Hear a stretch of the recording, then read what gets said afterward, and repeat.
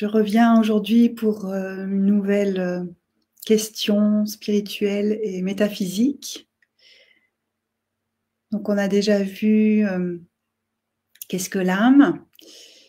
Est-ce qu'elle peut ne pas être incarnée dans le corps? On a vu également le lien entre le corps et l'âme, que le corps est aussi une énergie beaucoup plus densifiée.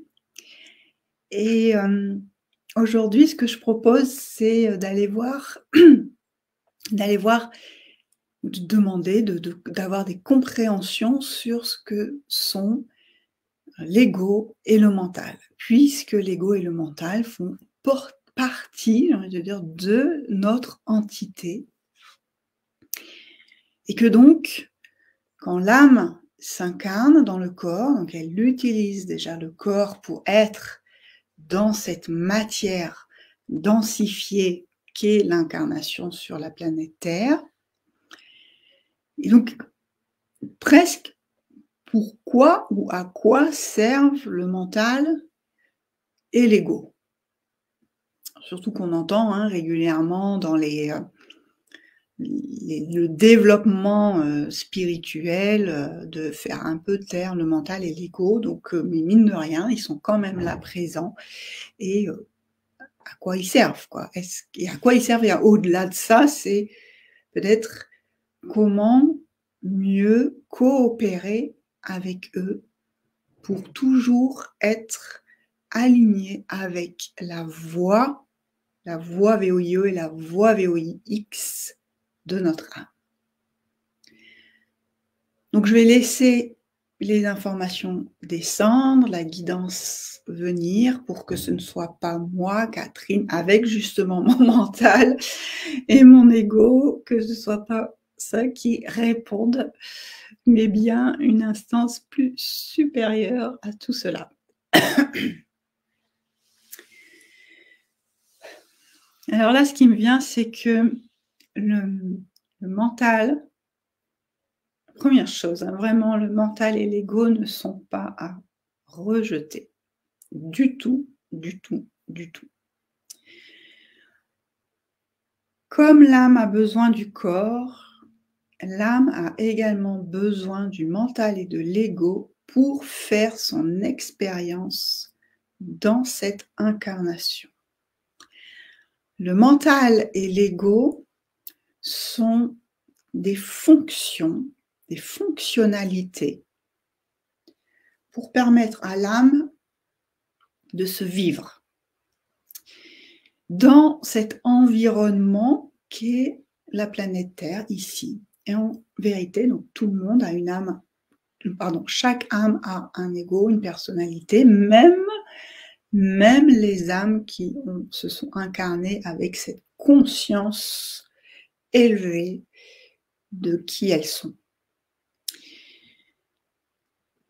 Alors, il y a quelque chose qui me vient là, une question en fait qui vient un peu aussi en superposition.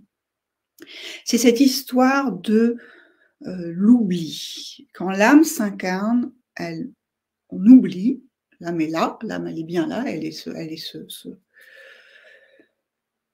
est ce programme qui contient toutes ces informations, mais le programme a oublié.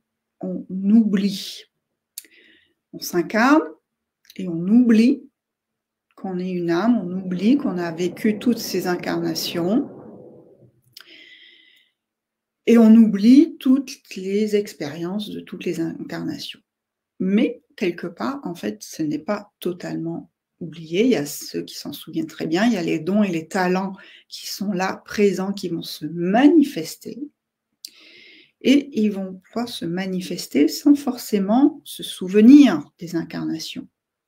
Mais ils se manifestent quand même. Et quelque part, c'est exactement ça. C'est le mental et l'ego qui permettent à tous les acquis, de toutes les expériences, de toutes les vies, à tous les dons et les talents de s'exprimer. L'image qui me vient là, c'est l'image de Mozart. Wolfgang Amadeus Mozart qui a fait ce génie de la musique qui faisait ses premières compositions à l'âge de 5 ans. Et en fait, c'est ce qui me vient, c'est vraiment ça, c'est lui-même à l'âge de 5 ans et de toute façon de toute sa vie, n'a pas forcément eu une conscience développée spirituelle, illuminée comme l'ont été Jésus et Bouddha, de qui il était vraiment, de cette conscience de l'âme qui était en lui, mais plutôt de la conscience de tout ce qu'il avait vécu. Par contre, ce qui s'est exprimé en lui, c'est directement sa musique, cette musique. Et ça, il l'avait acquis. Il l'avait acquis par ailleurs, dans d'autres vies. Et c'est par son mental et à la fois son ego qu'il a pu rédiger toutes ces compositions et les exprimer à sa façon, à travers aussi sa personnalité, puisque le mental et l'ego construisent cette personnalité. Et c'est ce qui lui a permis, ce sont ces fonctions-là qui lui ont permis d'écrire et de composer, d'écrire sa musique et de la laisser, en fait, de la transmettre au monde jusqu'à aujourd'hui encore. Et ce sont là les fonctions du mental et de l'ego, c'est de se mettre au service de ce que l'âme est venue vivre dans cette vie.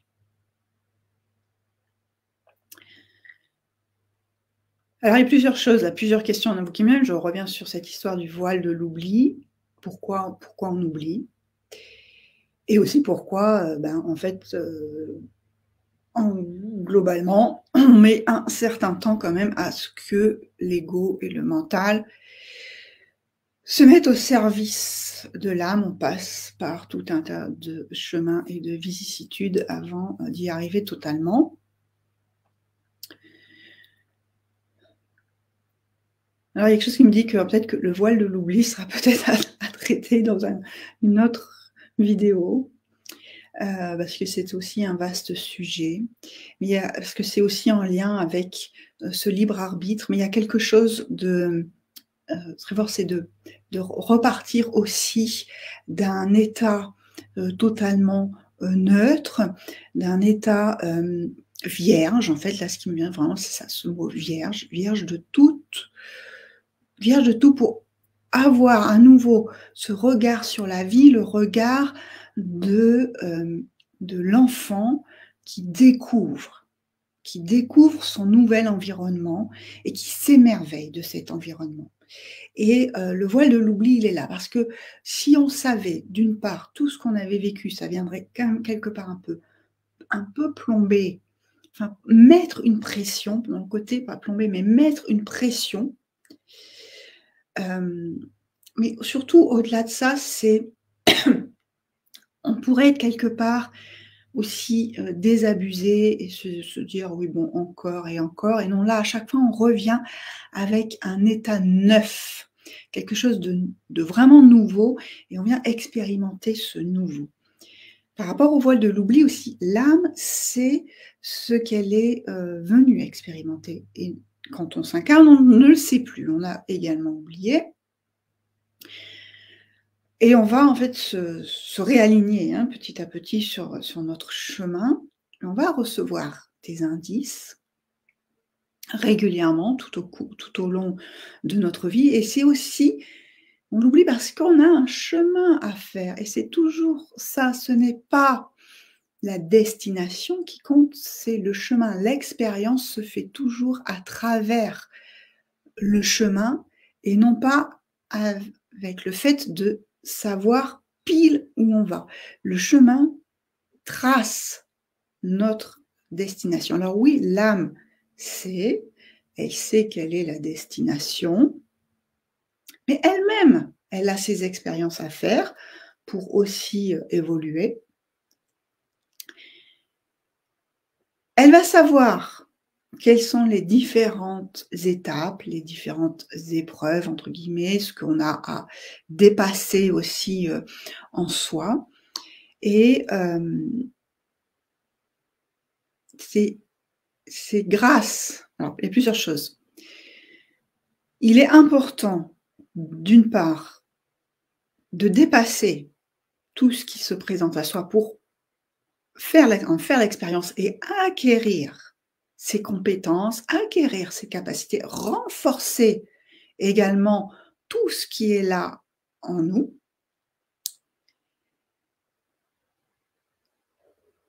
Presque parce que sinon, en fait, ça serait d'une part, ça serait pas drôle, on serait pas en train de jouer de voilà, de jouer, c'est toujours ça. Venir sur le fait que la vie est un jeu et qu'on s'adapte à chaque fois au jeu. Si on avait tout en main, on ne saurait pas.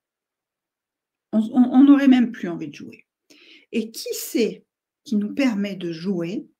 C'est le mental et l'ego. Le mental et l'ego sont vraiment les fonctions qui nous permettent d'entrer en interaction avec notre environnement. Le mental va permettre d'intégrer en nous toutes nos capacités. Si on revient à l'exemple de Mozart, c'est grâce à son mental qu'il savait écrire des lignes de partition de musique. C'est grâce aussi à son mental qu'il qu'il connaissait les différents instruments de musique et qu'il savait également écrire ses partitions pour tous les instruments de musique. C'est grâce à son mental qu'il connaissait les différentes tessitures de voix des chanteurs et qu'il pouvait écrire les différentes voix des chanteurs et chanteuses pour les opéras.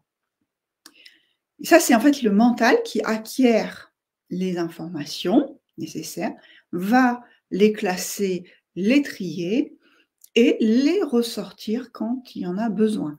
C'est la même chose dans tout ce qui est apprentissage, c'est le mental qui va engranger l'apprentissage et le ressortir quand il y en a besoin. Voilà, je pense par exemple conduire une voiture, à un moment donné, on ne sait pas conduire une voiture, on apprend à conduire la voiture et plus on conduit de voiture, plus on est à l'aise. Et donc c'est le mental qui emmagasine toutes ces informations d'apprentissage, d'expérience pour ensuite, hop, les ressortir. Ensuite, l'ego, lui, va nous permettre d'entrer aussi en relation avec les autres. L'ego, lui, il est celui qui contient les émotions. En fait, dans le mot «contenir», il y a plusieurs sens à contenir, mais c'est vraiment le contenant, en fait, des émotions. C'est par l'ego qu'on va exprimer aussi nos émotions. C'est aussi, quelque part, voilà, à travers l'ego qu'on qu'on partage nos émotions avec notre entourage, les personnes qui sont autour de nous. Et donc, on va avoir différentes manières d'exprimer ces émotions en fonction de notre ego. On a besoin de cet ego pour même exprimer de l'empathie envers les autres. On a besoin aussi de cet ego pour apprécier la beauté du monde. On a besoin de l'ego pour parfois s'indigner, voire se mettre en colère. J'ai envie de dire, on a même presque besoin de l'ego pour partager notre amour. Et parfois ressentir de la haine. Et toutes ces émotions-là font partie du tout. Elles existent dans cette unité. Et l'âme vient faire l'expérience de toutes ses émotions. Ensuite, ce qui est le plus important à retenir, c'est que je ne suis pas mon ego, je ne suis pas mon mental. Je suis cette âme qui s'est incarnée et qui a bien plus à faire et qui sait ce qu'il y a de bien plus à faire que l'ego et le mental. Donc, le mental et l'ego sont des fonctions qui me permettent de vivre cette incarnation, comme mon corps, qui a également cette fonction-là. Une fois qu'on sait cela, ce qui compte, c'est de ne pas s'identifier ni à son corps, ni à son mental, ni à son ego. Et ce ne sont pas eux qui sont aux commandes de notre vie. Ce qui est aux commandes de la vie, de notre vie,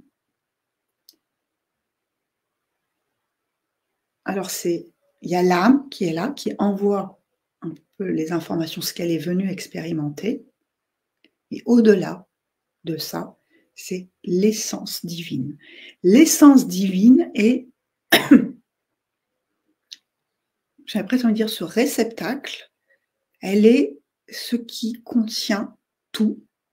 Elle est le tout. Elle s'appuie sur ces instances que sont le corps, le mental, l'ego, la personnalité, l'âme pour se vivre. L'essence divine fait le lien entre la source et toutes ces instances-là qui sont ces fonctions pour vivre l'expérience que souhaite faire la source pour se connaître. Et donc, c'est l'essence divine qui, à travers l'âme, passe les informations à travers l'âme, qui elle-même les transmet à l'ego, au mental, au corps. C'est dans ce sens-là que se fait le flux d'énergie, et non pas le contraire. De toute façon, il n'y a pas tellement de flux d'énergie inverse. Et à l'arrière, s'il y avait un flux d'énergie inverse, c'est-à-dire qu'à un moment donné, si le mental, l'ego prennent plus de place, et c'est vrai que c'est un peu comme ça qu'on commence notre vie, quoique, évidemment pas tout le monde, mais c'est-à-dire que si à un moment donné, le mental, l'ego prennent plus de place, c'est-à-dire qu'on s'identifie au mental, à l'ego, à la personnalité, l'âme et l'essence divine vont envoyer les leçons pour se dire stop. Et ce flux-là, on est en plein dedans actuellement.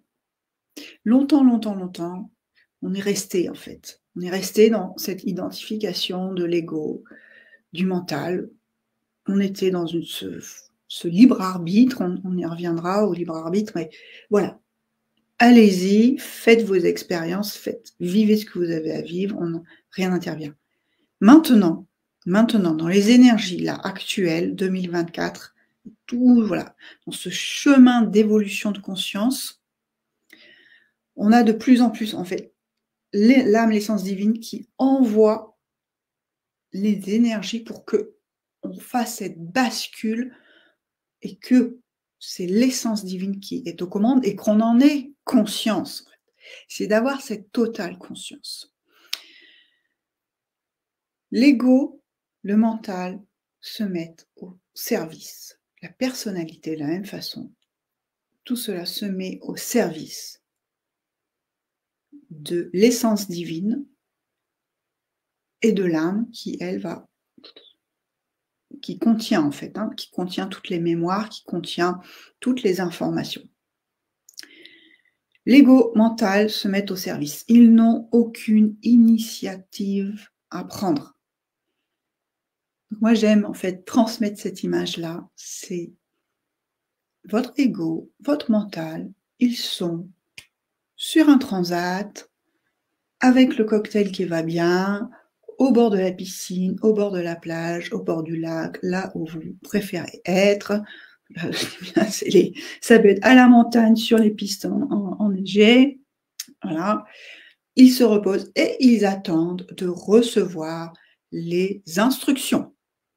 Et quand l'instruction arrive, donc l'instruction, c'est votre intuition, c'est votre âme, votre essence qui vous envoie les élans, qui vous envoie les idées, qui vous envoie les actions à mettre en œuvre. Donc on reçoit, hop, on reçoit le courrier là par la poste, c'est même pas ça, là, ce qui vient, c'est le tube, là, le tube qui le message descend dans un tube, là, on reçoit le message, les instructions, tac, donc mental, ego récupère les instructions et se mettent en œuvre pour mettre en place l'action. Alors, là, ce qui me vient, c'est en effet, parfois, on reçoit une idée, on reçoit une intuition, et là, pas d'instruction, en fait, pas d'instruction. On attend, on attend. C'est là où parfois le mental ou l'ego vont se mettre en mode panique. Alors, la panique, entre guillemets, peut être dans les deux sens. Et je vous le partage parce que moi, je le vis. C'est-à-dire, soit c'est le mode panique, c'est je ne sais pas du tout comment faire, j'ai pas les capacités, je n'ai jamais fait cela, donc je ne sais pas comment faire. Stop. Si l'idée arrive, c'est que tu as les capacités en toi. Elles te viennent peut-être d'autres vies, ou de toute façon, tu vas recevoir les informations, la formation nécessaire pour tout mettre en œuvre. Tu es en capacité d'apprendre, donc tu vas recevoir toutes les tout ce qui est nécessaire pour mettre en œuvre. Là, de la même façon, c'est ton essence divine qui va s'occuper de te mettre sur ton chemin ce qui est nécessaire. Et là, ouf, oui, ok, mental, ego vont se retrouver face à des événements qui connaissent. Soit c'est une personne qui va dire « moi je le fais pour toi, ok », ou « je te montre comment on fait », et voilà, c'est nickel. Il y a un autre moment un peu de panique, qui, entre guillemets, peut être panique, je ne sais pas si vous voulez, moi je sais que ça m'arrive, je reçois une idée, et alors là, je sens le mental donc l'ego, tout content, ah ouais, super, génial, on y va, et donc le mental qui s'empare et qui commence à échafauder des plans sur la comète, des scénarios juste pas possibles, mais en mode joie, quoi, joyeux, mais quelque chose d'excitation, quoi, de l'excitation, et là, ça se met totalement à carburer. De la même façon, c'est stop, stop. Mental, ego, vous n'échafaudez aucun plan sur la comète. Ce n'est pas à vous de dire comment les choses vont se dérouler dans le futur. Ce n'est pas à vous de vous identifier à ce qui a été vécu dans le passé et donc de se dire soit ça, en fait, je l'ai jamais vécu, donc je ne sais pas comment faire, soit ça, en fait, je l'ai déjà vécu et ça s'est très mal passé. Oui, et bien ça, hop, hop, hop, on efface, on met de côté. Si tu le reçois à nouveau, c'est que tout est prêt pour toi pour le mettre en œuvre. Par contre, de la même façon, c'est prêt pour toi pour le mettre en œuvre, mais tu ne sais pas encore comment, parce qu'on ne va pas s'appuyer sur ce que mental et ego connaissent de ce qui a déjà été vécu, puisque c'est quelque chose de bien plus beau, de bien plus grand, qui n'a jamais été vécu, qui va se présenter. Par contre, mental et ego, soyez prêts à suivre toutes les opportunités qui se présentent à vous, puisque ces opportunités qui se présentent à vous, elles sont là, elles viennent en aide, elles viennent en soutien, et vous pouvez y aller en toute confiance.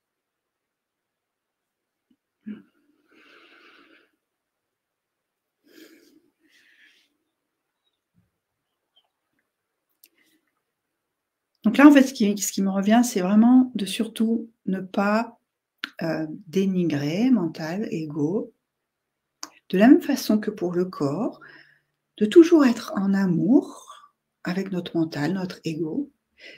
C'est ça, en fait, qui va venir aussi les apaiser, être dans la bienveillance, dans la compassion. C'est ça, en fait, être dans l'amour de soi. Ça passe par être aussi en amour avec son ego, avec son mental, avec tout ce qui a été vécu, aussi avec les erreurs qui ont pu avoir lieu. Ce n'est pas grave. Mental, ego apprennent aussi. Ils apprennent au fur et à mesure. Donc ça, c'est quelque chose aussi de très important quand vous sentez comment tout se met en place, les synchronicités sont fluides. Voilà, il y a des choses qui sont venues à vous, vous y avez répondu. Et tout s'est passé vraiment de manière simple, fluide, aisée, sans forcer. Et tout a été, mais vraiment comme sur des roulettes, vous avez senti comment c'était parfait. Remerciez. Remerciez. C'est ce qu'on appelle aussi avoir de la gratitude, mais c'est vraiment dire merci. Dites merci tout de suite sur le moment quand vous voyez chaque petit geste et action, voilà, de la vie du quotidien. Dites merci. Le merci, cette gratitude s'adresse en fait en premier lieu à votre mental, à votre ego. C'est dire, vois comment, tu vois, on a suivi les instructions, je veux dire, on a suivi les intuitions, tout s'est mis en place parfaitement. Merci. Merci d'avoir écouté les intuitions. Merci de vous être mis au service de cette intuition sans s'affoler, avec calme, justesse, tranquille. Merci à vous, mental et ego. Et ça crée une encre, ça crée une preuve. Ça montre à mental et ego que c'est possible. Et à chaque fois, ça va ainsi se répéter. Et ce merci, il s'adresse tout autant à l'univers. Merci. Merci mon âme, merci mon essence divine de m'avoir guidée jusque-là. Et j'ai envie de vous dire, la source, votre âme, et cette essence divine, ce divin, il accueille les merci, il accueille aussi. Mais peu importe en fait, peu importe ce qui est vécu. Votre âme est avec vous toujours, cette essence divine, le divin est avec vous toujours, la vie est toujours de votre côté, quoi que vous viviez, quoi que vous pensez de vous-même.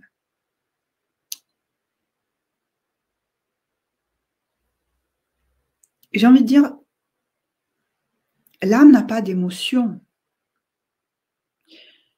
La source en elle-même ne vit tout ce que vous vivez. Vous vivez seul, vous vivez en couple. Vous vivez dans l'abondance, dans la richesse. Vous vivez dans la misère. Dans peut-être un peu, je vais dire la survie, mais dans des conditions inconfortables. Vous vivez la pleine santé. Vous vivez la maladie. Vous avez toujours l'amour de la source. Votre âme est toujours avec vous. Vous recevez toujours l'amour divin. Donc, quand on dit merci, tout va bien, tout s'est bien passé, merci, c'est pas pour la source. La source, peu importe en fait ce qu'on vit. Il faut même dire merci pour tout. Merci pour tout. Merci même pour j'allais dire les crasses.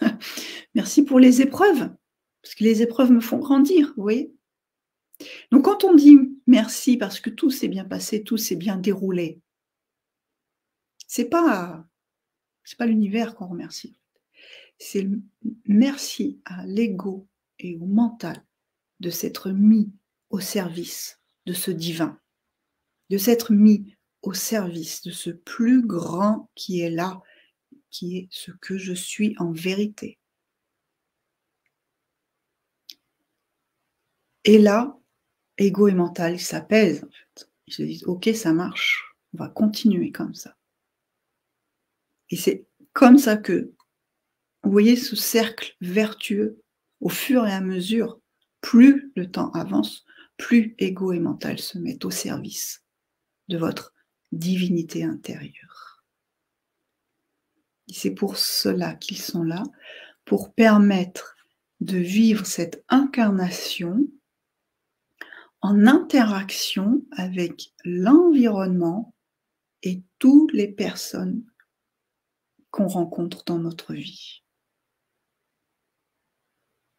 Ils sont là aussi pour permettre la création de se manifester dans la matière. Là, je pense à tous les artistes, mais j'ai envie de dire tous les artistes. Je crois que nous sommes tous des artistes, là, on a commencé avec Mozart, la musique, bon, parce que aussi c'est la musique fait partie de moi, de mon incarnation aussi. Évidemment, il y a les peintres, il y a les auteurs, ceux qui écrivent les livres. Mais il y a aussi tous les cuisiniers, voilà, ceux qui nous cuisinent des merveilleux plats. Mais il y a aussi là nos agriculteurs, les agriculteurs qui sont aussi les artistes, puisqu'ils nous permettent d'avoir des produits fabuleux et essentiels pour créer une magnifique cuisine et se nourrir. Et vous voyez, il y a toutes les gammes de métiers dans tous les domaines, en fait.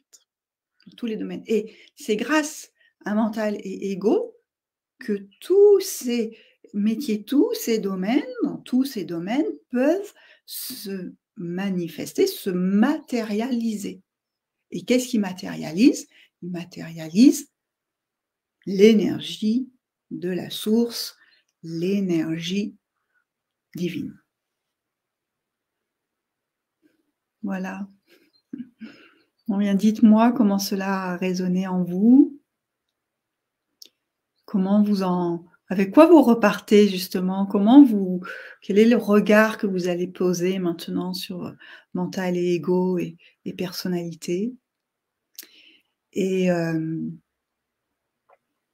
voilà. Je crois qu'il n'y a pas grand-chose à ajouter.